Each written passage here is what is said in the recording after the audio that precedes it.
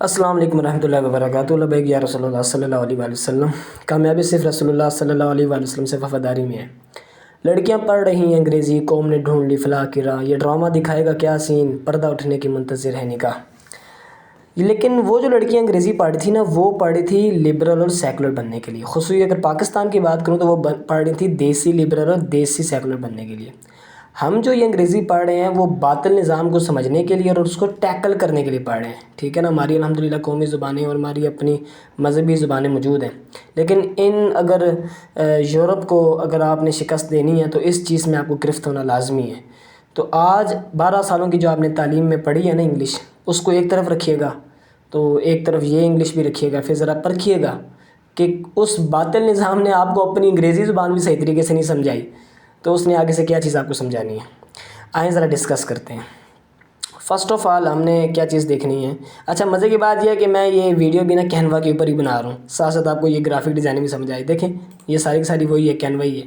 यहाँ से डिज़ाइन उठाते थे, यहाँ से एलिमेंट उठाते थे, यहाँ से अपलोड करते थे, वो मैजिक मीडिया नीचे ऐप्स के ज़रिए। बहरहाल डिस्कस करते हैं। ओके, सबसे पहले हमने ये चीज़ देखनी है कि भाई सेंटेंस क्या होता है। हमने जो आज चीज़ पढ़नी है ना वो है सेंटेंस।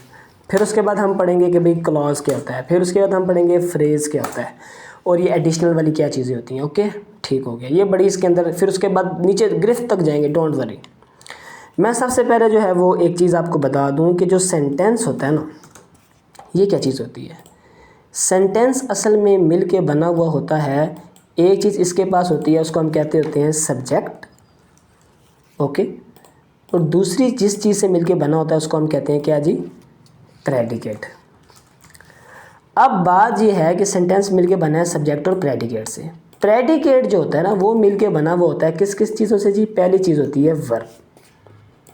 प्रेडिकेट किससे मिलके बना हुआ है, पहली चीज़ है वर्ब। दूसरी चीज़ किस चीज़ से मिलके बना होता है, उसका नाम होता है जी ऑब्जेक्ट, ओके। और तीसरी जो चीज़ होती है जिससे वो मिलके बना होता है उसका नाम होता है जी एडिशनल्स, ओके, एडिशनल्स। तो ये हमने तीन चीज़ें पढ़ ली। सेंटेंस बना होता है सब्जेक्ट और प्रेडिकेट से, प्रेडिकेट बना होता है वर्ब से, ऑब्जेक्ट से और एडिशनल से, ओके हो गया। अब जो एडिशनल्स होते हैं ना वो क्या चीज़ होती है। जो एडिशनल्स होते हैं असल में ये चीज़ होती है, या तो ये होएगा फ्रेज़, ओके, या तो होएगा ये फ्रेज़, या फ्रेज़ के साथ ये होएगा जी कॉम्प्लीमेंट, या फिर कॉम्प्लीमेंट के साथ ये चीज़ क्या हो जाएगी, any part of speech, any part of speech commonly adjective या एडवर्ब। एडजेक्टिव परेशान ना हो, ये सारा समझाएंगे इंशाल्लाह। एडिशनल जो होता है वो किस किस से मिलके बना होता है, वो बना होता है फ्रेज से मिलके, या तो फ्रेज होएगा एडिशनल, या कॉम्प्लीमेंट होएगा एडिशनल, या फिर any part of speech commonly adjective या एडवर्ब होएगा। अब ज़रा समझना कि ये जो हमारा सब्जेक्ट और वर्ब है ना, इसको हम क्या नाम देते हैं, सब्जेक्ट और वर्ब को हम नाम देते होते हैं जी क्लॉज, ओके, क्लॉज। सब्जेक्ट और वर्ब का हमने क्या नाम दे दिया, क्लॉज। अब जो देखो सेंटेंस है उसकी क्या सूरत हाल है, उसकी सूरत हाल ये है कि भाई जो सेंटेंस है ना उसने सब्जेक्ट, वर्ब, ऑब्जेक्ट, एडिशनल्स, इन चीज़ों का जो मुरक्कब है उसको आप क्या नाम देते हैं, सेंटेंस। जब सिर्फ सब्जेक्ट और वर्ब होएगा उसका नाम होएगा क्लॉज, ओके। जब सिर्फ वर्ब, ऑब्जेक्ट या एडिशनल होगा उसका नाम होएगा प्रेडिकेट। अब जो सब्जेक्ट है ना ये क्या चीज़ होती है। जो सब्जेक्ट है ना ये मिलके बना होता है जी, या तो ये होता है नाउन होता है, या फिर ये होता है प्रोनाउन होता है, या ग्रुप ऑफ वर्ड्स होते हैं जो कि नाउन या प्रोनाउन की तरह एक्ट कर रहे होते हैं। नाउन और प्रोनाउन, नाउन होता है नाम, प्रोनाउन होता है उसकी जगह इस्तेमाल। मिसाल मैं कहता हूँ असलम ने ये किया, असलम की जगह मैं कहता हूँ उसने ये किया। असलम नाउन हो गया, उस प्रोनाउन हो गया, ओके हो गया। आगे हम चलते हैं, वर्ब क्या चीज़ होती है। वर्ब जो है इसको मैं कहता हूँ कि भाई ये अमल है। अब ऑब्जेक्ट क्या चीज़ होती है, ऑब्जेक्ट भी नाउन या प्रोनाउन ही होता है। अब सवाल ये है कि भाई जो आपने एडिशनल्स लिखे हैं, फ्रेज, कम्प्लीमेंट और ये फिलॉसफियाँ, ये क्या होती हैं, अब हम इसको भी डिस्कस करेंगे। अब थोड़ा सा क्लॉज को पढ़ लेते हैं। अब जो ये क्लॉज है ना, ये दो किस्म का होता है। दो किस्म का कैसे होता है जी? या ये होता है डिपेंडेंट, या ये होता है इंडिपेंडेंट। ओके, अब अगर डिपेंडेंट क्लास की बात मैं करूं, डिपेंडेंट होएगा तो या ये होएगा इंडिपेंडेंट। अगर मैं एक डिपेंडेंट क्लास जमा एक इंडिपेंडेंट क्लास, इनको उठा लूं तो मेरे पास जो सेंटेंस बनेगा, इनको मिला लूं, यानी कि ऐसे क्लासेस को मिला लूं जिसमें से एक डिपेंडेंट क्लास हो, दूसरा इंडिपेंडेंट क्लास हो, तो ये आपका क्या बन जाएगा? Complex sentence. यार देखो, नाम से वाज़ेह है, ऐसा क्लास जो कि खुद खड़ा ना हो सकता हो, वो जब अलहदा लिखें तो आपको मतलब समझ ना आए, उसको कहते हैं डिपेंडेंट क्लास। और ऐसा क्लास जब वो अलहदा लिखें तो उससे मतलब समझ आ जाए। मिसाल के तौर पर ही ईट्स, ये क्या चीज़ है? ये एक प्रॉपर क्लॉज है। लेकिन ऐसा मिसाल के तौर पर मैं कहता हूँ, पीछे मैं वैन लगा दूँ, या मैं WH फैमिली में से कोई भी लफ्ज़ उठा लूँ, या वाई लगा लूँ, या कुछ भी लगा लूँ जिसकी वजह से उससे मतलब वाज़ेह ना हो रहा हो, तो इस तरीके से उसका मतलब समझ नहीं आएगा, वो हो जाएगा डिपेंडेंट क्लॉज। और अगर वो मुकम्मल तौर पे खड़ा हो सकता है, ख़ुद किसी चीज़ की ज़रूरत नहीं है उसे, तो उसको हम क्या कह देते हैं? Independent clause. अगर एक डिपेंडेंट और एक इंडिपेंडेंट मिल जाए, उसको हम क्या कहते हैं? Complex sentence. और अगर दोनों डिपेंडेंट मिल जाएं तो उसको हम क्या कहेंगे जी? उसको हम कह देंगे कंपाउंड सेंटेंस। ओके हो गया? Compound sentence. दोबारा से कंपाउंड लिखा गया, कंपाउंड सेंटेंस। और अगर एक जो हमारे पास इंडिपेंडेंट क्लॉज है वो अकेला खड़ा हो जाए, तो उसको हम क्या कह देंगे? Obviously simple sentence. ठीक हो गया जी। ये था हमारा कुछ छोटा सा स्ट्रक्चर जो हमने अभी ये स्टडी किया। अब मैं इसको करने लगा हूँ क्रॉस, और अभी हम समझेंगे कुछ अंदरूनी मामलात को, ये एडिशनल्स और ऑब्जेक्ट वाले मामलात को। अब ज़रा आपने एक बात समझनी है। मैं एक चीज़ लिखता हूँ, ही ईट्स मैंगोज। ओके, अब इसके अंदर आपने किसी भी जुमले को जब आपने पकड़ना है तो आपने इसको क्या समझना है? सबसे पहली चीज़ आपने ये देखनी है कि भाई वर्ब का है। वर्ब किसको कहते हैं? अमल को। इसमें अमल क्या हो रहा है? ईट्स, खाना, ये अमल है, ये वर्ब है। पहले आपने वर्ब को पकड़ना है। ये क्या चीज़ है जी? ये है जी वर्ब। मुझे पता चल गया ये क्या जी? वर्ब है। अब इस वर्ब से पहले वाली जो चीज़ है ना, उसको आपने क्या कहना है? उसको आपने नाम दे देना है सब्जेक्ट। जो वर्ब से पहली वाली चीज़ है उसको नाम आपने क्या दे देना है? सब्जेक्ट। अब जो वर्ब के बाद वाली चीज़ है ना, उसको आपने नाम क्या दे देना है? देखिए, ये चीज़ सब्जेक्ट होगी बशमूल वर्ब। ये सारा का सारा क्या है? चलें जी बताएं, अभी आपने समझा है। ये सारा का सारा क्या है? ये सारा का सारा है प्रेडिकेट।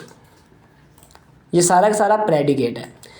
लेकिन ये क्या चीज़ है? अभी आप इस चीज़ में कंफ्यूज हैं। ये या होएगा ऑब्जेक्ट, या नज़र तो आ रहा है ऑब्जेक्ट है, लेकिन अभी समझना है। या होएगा ऑब्जेक्ट तो या ये होएगा एडिशनल। ओके है ना? अब हमने समझना है। देखो, इसका पैसिव वॉइस बनाओ। पैसिव वॉइस किस तरह बनता है? मैंगोज। अब इसको मैं बना के दिखा देता हूँ। इसका पैसिव वॉइस बनेगा mangoes are eaten by him. देखो पैसिव वॉइस बन गया। जिस सेंटेंस का पैसिव वॉइस बन जाए, तो उस सेंटेंस का जो वर्ब होता है ना, वो असल में क्या होता है? उसको हम नाम देते हैं जी ट्रांजिटिव वर्ब। उसको हम क्या नाम देते हैं? Transitive verb. और ट्रांजिटिव वर्ब के बाद हमेशा जो चीज़ आती है उसका नाम क्या होता है? Sorry, spelling mistake. Transitive verb के बाद जो चीज़ आती है उसका नाम होता है ऑब्जेक्ट। तो अब समझ में आ गया कि जो मैंगोज है वो क्या चीज़ हुई जी आपके पास? ऑब्जेक्ट। इस तरह आपने अंदाज़ा लगाना है, ख़ुद से बोंगी नहीं मार देनी कि भाई ये चीज़ सॉरी जो ये चीज़ है ये ऑब्जेक्ट है, पहले आपने देखना है। अब मैं आपको मज़े की चीज़ बताता हूँ। अब क्या हो गया, ये ऑब्जेक्ट हो गया। ऐसा वर्ब जिसका पैसिव वॉइस बन जाए तो उस वर्ब के बाद जो चीज़ आनी है उसका क्या नाम होना है जी, ऑब्जेक्ट। अब वो ऑब्जेक्ट जो है वो दो किस्मों का हो सकता है, या वो डायरेक्ट ऑब्जेक्ट होएगा या वो इनडायरेक्ट ऑब्जेक्ट होएगा। वो क्या चीज़ है उसको समझ लेते हैं ज़रा। अब मैं एक जुमला आप लोगों के सामने लिख रहा हूँ, उसका नाम है जी, लिखते हैं क्या लिखते हैं, ही सीम्स ब्यूटीफुल। देखो इसका पैसिव वॉइस नहीं बन सकता, कैसे मैं बनाता हूँ जरा देख लेना। Beautiful is seemed by him, कोई लॉजिक बन रही है, कोई लॉजिक नहीं बन रही, तो इसका मतलब इसका पैसिव वॉइस नहीं बन सकता। अगर इसका पैसिव वॉइस नहीं बन सकता तो इसका मतलब है, सबसे पहले आपने क्या चीज़ पकड़नी होती है, वर्ब। इससे पीछे वाली क्या चीज़ है, सब्जेक्ट, और बशमूल वर्ब के आगे वाली क्या चीज़ है, प्रेडिकेट। ठीक है, अब यहाँ तक तो खुलासा समझ आ गया। ये क्या चीज़ है, ये ऑब्जेक्ट है? नहीं भाई, ये ऑब्जेक्ट नहीं है। इसको हम नाम देते हैं कि जिस सेंटेंस का ना बन सके, क्या, जिस सेंटेंस का पैसिव वॉइस ना बन सके तो उसमें जो वर्ब इस्तेमाल हो रहा होता है उसको हम कहते हैं इंट्रांजिटिव वर्ब। ओके, उस वर्ब को हम क्या नाम देते हैं, इंट्रांजिटिव वर्ब। और इंट्रांजिटिव वर्ब के बाद जो चीज़ होती है वो क्या चीज़ होती है, उसका नाम होता है कॉम्प्लीमेंट। अब वो भी मैं लिख के दिखा देता हूँ आपको, कॉम्प्लीमेंट। इंट्रांजिटिव वर्ब के बाद जो चीज़ होती है उसका नाम होता है कॉम्प्लीमेंट, यानी कि ब्यूटीफुल यहाँ पे क्या है, कॉम्प्लीमेंट है। अब सवाल ये है कि ये सब्जेक्ट कॉम्प्लीमेंट है, ये ऑब्जेक्ट कॉम्प्लीमेंट है। कॉम्प्लीमेंट का मतलब होता है इजाफा करना। देखो मतलब समझो इस सेंटेंस का, ये जो ब्यूटीफुल है ये किसके बारे में बता रहा है, ये ही के बारे में बता रहा है। और ही असल में क्या है, ही तो सब्जेक्ट है। तो ये जो ब्यूटीफुल है ये किसको एक्सप्लेन कर रहा है, सब्जेक्ट को। लिहाजा ये कौन सा कॉम्प्लीमेंट हुआ, subject complement, simple, no issue at all. ये कौन सा कॉम्प्लीमेंट हुआ, सब्जेक्ट कॉम्प्लीमेंट हो गया। इतना फलसफा समझ में आ गया। अब आगे मजीद चीज़ समझते हैं। मैं एक और सेंटेंस आप लोगों के सामने लिख रहा हूँ, उसका नाम है जी, ही पेंटेड बिल्डिंग रेड। अब सबसे पहला काम आपने क्या करना है जी, सबसे पहले आप पकड़े वर्ब को, ये वर्ब हो गया। इस वर्ब से पहले लाइन लगाएं, ही क्या हो गया, सब्जेक्ट, बशमूल इस वर्ब के बाकी सारी चीज़ क्या हो गई, प्रेडिकेट, और ये क्या हो गया, वर्ब। अब इसको समझना है कि ये बिल्डिंग रेड क्या चीज़ है। ओके, इस बिल्डिंग रेड को हमने समझना है कि भाई ये क्या चीज़ है। अब इसको समझते हैं, क्या इस सेंटेंस का पैसिव वॉइस बन गया, देखते हैं बना के, बनाओ ना ज़रा, क्या बनेगा, बिल्डिंग, जो वर्ब के बाद ये चीज़ होती है वो पहले आ जाती है, building was painted by him red, इसका बन रहा है पैसिव वॉइस। तो इसका मतलब ये हुआ कि जब पैसिव वॉइस बन रहा है तो अब जो ये सेंटेंस के अंदर जो वर्ब है ये कौन सा वर्ब हुआ जी, इस वर्ब का नाम हो जाएगा जी, ऑब्वियसली इस वर्ब का नाम होएगा ट्रांजिटिव वर्ब, ट्रांजिटिव वर्ब। और ट्रांजिटिव वर्ब के बाद हमेशा कौन सी चीज़ आती है, ट्रांजिटिव वर्ब के बाद जो चीज़ आती है उसका नाम होता है जी ऑब्जेक्ट। मतलब जो बिल्डिंग है वो क्या चीज़ हो गया यहाँ पर, ऑब्जेक्ट। क्या चीज़ हो गई, ऑब्जेक्ट। लेकिन अभी रोला है, वो रोला किस चीज़ का है कि भाई ये जो रेड है ये क्या चीज़ है, ये भी ऑब्जेक्ट है। नहीं नहीं नहीं नहीं नहीं, ये ऑब्जेक्ट नहीं है। समझो, जो रेड है असल में ये एक एडजेक्टिव के तौर पे इस्तेमाल हो रहा है और ये खसूसियत बयान कर रहा है। किसकी खसूसियत बयान कर रहा है, जो रेड है वो खसूसियत बयान कर रहा है बिल्डिंग की, कि भाई बिल्डिंग रेड है। जिस तरह पिछला सेंटेंस था जिसमें मैंने आपको बताया था कि ही सीम्स ब्यूटीफुल, ब्यूटीफुल क्या था, एक एडजेक्टिव था जो नाउन या प्रोनाउन की खूबसूरती बयान करता है। यहाँ पे जो रेड है ना ये भी एक क्या है जी, ये भी एक एडजेक्टिव है जो कि खूबसूरती बयान कर रहा है, किसकी, बिल्डिंग के बारे में, कलर के बारे में बता रहा है। तो रेड क्या हुआ, असल में एडजेक्टिव हुआ, लेकिन ये खुसूसियत बयान तो बिल्डिंग की कर रहा है। लेकिन बिल्डिंग है क्या चीज़, बिल्डिंग तो ऑब्जेक्ट है। तो लिहाजा जो रेड है ना, इसका नाम क्या हुआ, शाबाश, इसका नाम बन जाएगा जी ऑब्जेक्ट कंप्लीमेंट। अब इस बात को समझना, ऑब्जेक्ट कंप्लीमेंट, यहाँ पे जो रेड है वो एडजेक्टिव भी है और ऑब्जेक्ट कंप्लीमेंट के तौर पे इस्तेमाल भी हो रहा है। अब यहाँ से आप लोगों के अंदर जो चीज़ कंफ्यूज बनेगी वो क्या है, इसको ज़रा समझते हैं, सारी चीज़ को हटा के। नंबर 1 चीज़, अगर हमारे पास किसी सेंटेंस का पैसिव वॉइस बन जाए, पैसिव वॉइस बन जाए, दो सूरत हाल होगी ना, या तो पैसिव वॉइस बन जाए या पैसिव वॉइस ना बने। तो क्या सूरत हाल होगी, अगर पैसिव वॉइस बन जाए तो फिर हम कहेंगे भाई उस सेंटेंस के अंदर जो वर्ब इस्तेमाल हुआ है वो कौन सा वर्ब है जी, ट्रांजिटिव वर्ब। और अगर नहीं बना तो इसका मतलब उसका क्या नाम होएगा जी, इंट्रांजिटिव वर्ब। अब जो ट्रांजिटिव वर्ब है उसके बाद जो चीज़ आती है, मतलब ट्रांजिटिव वर्ब के बाद जो चीज़ आती है उसका नाम क्या होता है जी, शाबाश, ऑब्जेक्ट। उसका नाम क्या होता है, ऑब्जेक्ट। और वो दो किस्मों का होता है, या वो इनडायरेक्ट ऑब्जेक्ट होता है या वो डायरेक्ट ऑब्जेक्ट होता है, वो भी समझाते हैं। लेकिन जो इंट्रांजिटिव वर्ब के बाद जो चीज़ आती है उसका नाम क्या होता है जी, कॉमनली सब्जेक्ट कॉम्प्लीमेंट। लेकिन कभी कभी सेंटेंस जो है वो उसका पैसिव वॉइस बन रहा होता है, उसके बाद ट्रांजिटिव वर्ब होता है, उसके बाद ऑब्जेक्ट भी होता है, लेकिन एक चीज़ एडिशनल के तौर पे आई होती है। वो जो एडिशनल चीज़ है वो सब ऑब्जेक्ट के बारे में खुसूसियात बयान कर रही होती है। तो उस चीज़ को हम क्या नाम दे देते होते हैं जी, शाबाश, उसको हम नाम दे देते होते हैं object complement. Simple, object complement.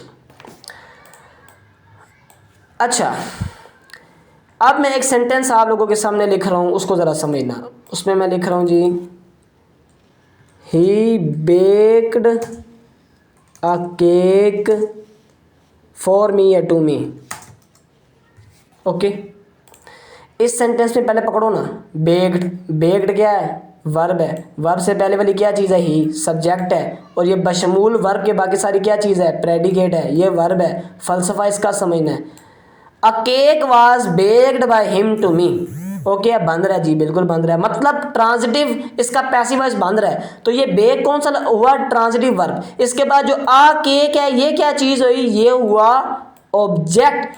और जो टू मी है ये भी एक एडिशनल ऑब्जेक्ट के तौर पे इस्तेमाल हो रहा है, लेकिन ये कौन सा, इनडायरेक्ट ऑब्जेक्ट। और जो ये आ केक है ये डायरेक्ट ऑब्जेक्ट है। देखो, जब एक सेंटेंस का पैसिव वॉइस बन जाए और उस पैसिव वॉइस बनने के बाद एक चीज़ की कंफर्मेशन हो जाए कि वो ऑब्जेक्ट है, और दूसरी चीज़ ना ऑब्जेक्ट कंप्लीमेंट के तौर पे इस्तेमाल हो रही हो, ना फ्रेज के तौर पे इस्तेमाल हो रही हो, ना किसी और चीज़ के तौर पे इस्तेमाल हो रही हो, समझना हो कि यह क्या चीज़ है। तो यहाँ पे जो मी का लफ्ज़ है ना, आप यूँ करना, ही बेक वट, जो चीज़ इन दोनों में से जो चीज़ वट का आंसर कर दे वो डायरेक्ट ऑब्जेक्ट है, जो रह जाए वो इनडायरेक्ट ऑब्जेक्ट है। ही बेक्ड वट, उसने बनाया क्या, केक। तो केक क्या हुआ, डायरेक्ट ऑब्जेक्ट, और मी क्या हुआ, इनडायरेक्ट ऑब्जेक्ट। इजी, इसमें कोई फलसफे वाली बात नहीं थी।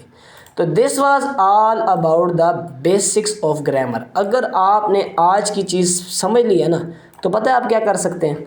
आपके सामने कोई भी सेंटेंस का मैं अगर आपके सामने रख दूँ ना, तो आप लोगों को पता चल जाना है कि भाई ये चीज़ क्या है और ये चीज़ क्या है।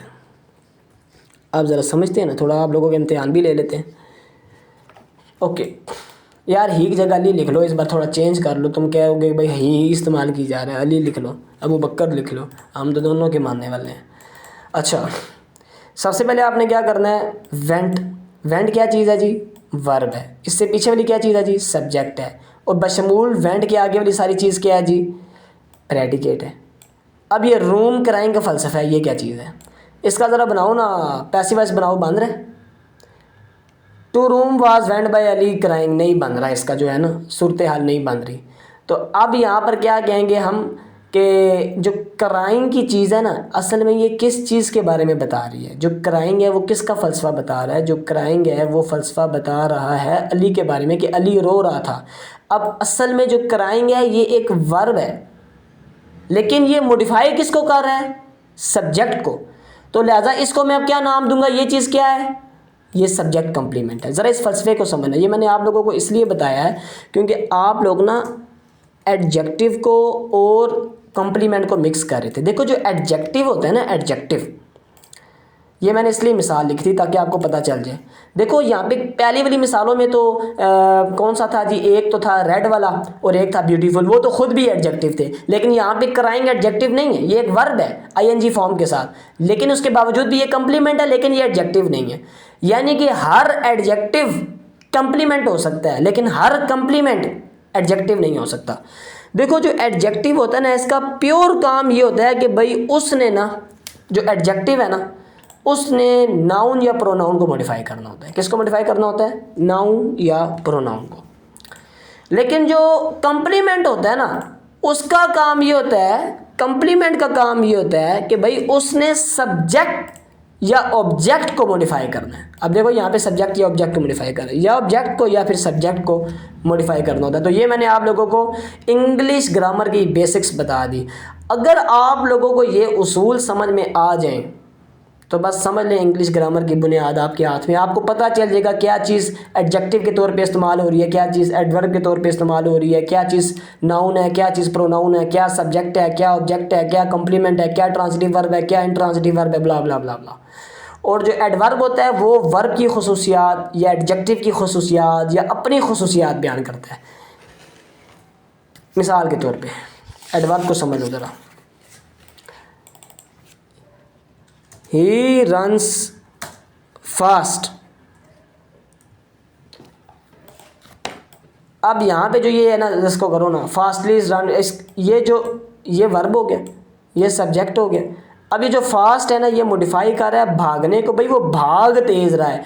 तो इसको मैं क्या नाम दे दूंगा कि जो फास्ट है ना, ये क्या चीज़ है जी, ये एक एडवर्ब है। और अगर मैं इस जुमले को थोड़ा इस तरह लिखूं, ही रन्स वेरी फास्ट, तो इस वेरी में, इस सेंटेंस में भी ये रन्स वर्ब हो गया, फास्ट एडवर्ब हो गया, और जो वेरी है ये भी एडवर्ब है जो दूसरे एडवर्ब को मॉडिफाई कर रहा है। अगर मैं यहां पर एक जुमला और लिख दूं कि भाई ही, देखो, ही इज वेरी ब्यूटीफुल, ये ना समझना कि मैं LGBTQ वाला हूँ, यानी कि लेस्बियंस या गे वाला हूँ। ये इस चीज़ को इंशाल्लाह जल्द रोकेंगे हम। यहाँ पे जो ब्यूटीफुल है ये एक एडजेक्टिव है, क्योंकि ये किसके बारे में बता रहा है, ही के बारे में, कि भाई प्रोनाउन वो बहुत खूबसूरत है। और जो वेरी है ये एक एडवर्ब है जो कि एडजेक्टिव के बारे में भी मॉडिफाई कर रहा है। यानी कि आपने तीनों खुसूसियात देख ली, कभी वर्ब को कर रहा होता है मॉडिफाई एडवर्ब, कभी अपने आप को मॉडिफाई कर रहा होता है एडवर्ब, कभी ब्यूटीफुल को मॉडिफाई कर रहा होता है एडवर्ब। तो ये एडवर्ब की खुसूसियात है। एडजेक्टिव की क्या खुसूसियात है, उसने किसको मॉडिफाई करना है, नाउन को या प्रोनाउन को। कंप्लीमेंट की क्या खुसूसियात है, उसने मॉडिफाई किसको करना है, ऑब्जेक्ट को या फिर सब्जेक्ट को। बाकी मैंने जो आपको ट्रांजिटिव वर्ब और इंट्रांजिटिव वर्ब के उसूल बताए, उम्मीद है वो आप लोगों को समझ में आ गए होंगे। तो अब एक बात याद रखना आप लोग कि फ्रेज़ और क्लास में डिफरेंस यही होता है कि भाई जो फ्रेज़ होता है ना, उसके अंदर सब्जेक्ट वर्ब एग्रीमेंट नहीं होता, ना वर्ब होता है तो ना सब्जेक्ट, दोनों मिला नहीं रहे होते। जैसे ही ईट्स, इसमें सब्जेक्ट भी है और वर्ब भी है, ये क्लाज हो गया। फ्रेज़ क्या हो जाएगा, इन द अर्ली मॉर्निंग, ठीक है, इस तरह की चीज़ें फ्रेज़ हो जाए जिसमें प्रेपोजिशन और कभी कभी कुछ नाउन या इस तरह की चीज़ें इस्तेमाल हो रही होती हैं। आप लोगों ने अगर इंग्लिश लिटरेचर इस्लाम के हवाले से लिखना है ना, तो उसके पहले आपको ये चीज़ें लाजमी पता होनी चाहिए। अब आप लोगों को एक किताब सेंड की हुई है, उसका नाम है गाइड टू SDL। उसके अंदर इंग्लिश ग्रामर का बेसिक मैंने पूरा टॉपिक दिया हुआ है, आप लोगों ने वो स्टडी करना है, ग्रामर को लर्न करना है। उसके बाद इस्लामिक लिटरेचर, आप लोगों की असाइनमेंट ये है कि आप लोगों ने ग्रामर के इस रूल को समझते हुए और उस किताब को पढ़ते हुए तकरीबन 10 से 12 लाइनों का एक पैराग्राफ ग्रामर को मद्देनज़र रखते हुए, और उसमें आपने बताना है कि फ़लानी चीज़ सब्जेक्ट है, फ़लानी चीज़ कम्प्लीमेंट है, फ़लानी चीज़ ये है, ये करके आपने एक 10 से 12 लाइनों का पैराग्राफ लिखना है। वो होना चाहिए या ख़त्म नबूवत पे लिखें, या नामूस रिसालत पे लिखें, या हाफ़िज़ सिद्दीकी पे लिखें, या जिहाद पे लिखें, या फ़लस्तीन के ऊपर लिखें। तो ये आप लोगों का नेक्स्ट टॉपिक हो गया। जज़ाकल्लाहु खैर।